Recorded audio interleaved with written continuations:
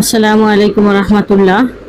আমাদের YouTube channel থেকে জানাচ্ছি আপনাদের সবাইকে স্বাগতম। মহান আল্লাহ রাব্বুল আলামিনের অশেষ রহমতে আমাদের জন্য পৃথিবীতে অগণিত নিয়ামত রেখেছেন, যার প্রতিটি মানুষের কল্যাণে নিবেদিত।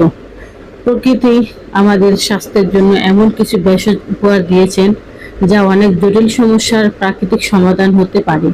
তেমনি একটি অসাধারণ ভেষজ হলো হলুদ শতাবরী। কেন একে হাজারো গুণের আধার বলা হয় এবং আমাদের সুস্থতায় এটি কিভাবে কাজ করে তা নিয়ে আজকের বিস্তারিত আলোচনা। শারীরিক দুর্বলতা ও ক্লান্তি দূরকরণের জন্য শতাবরীকে আয়ুর্বেদ অ্যাডাপ্টোজেন হিসেবে গণনা করা হয়, যা শরীরকে মানসিক ও শারীরিক চাপ মোকাবেলায় সাহায্য করে। সারাদিনের ক্লান্তি বা দুর্বলতা কাটাতে শতাবরী অসাধারণ কাজ করে। এতে রয়েছে প্রাকৃতিক পুষ্টিগুণ যা শরীরকে সতেজ রাখে।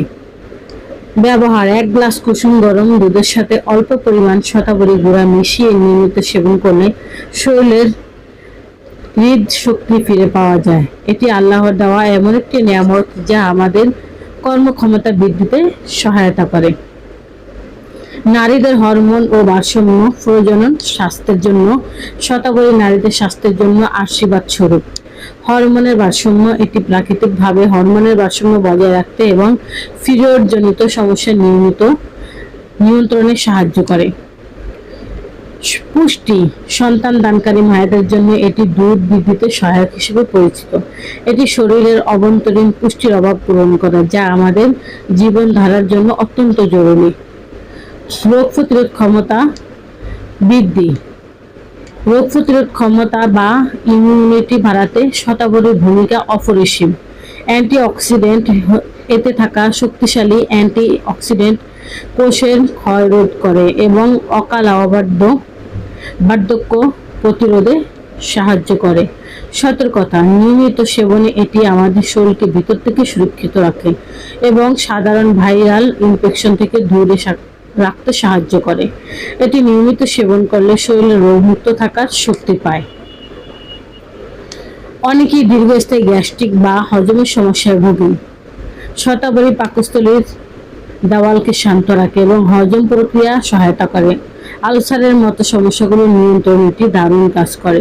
পরিমিত মাত্রায় সেবন করলে পেটের শান্তি বজায় থাকে। খাওয়ার সঠিক নিয়ম ও সতর্কতা: সবশেষে কিছু সতর্কতা মেনে চলা জরুরি।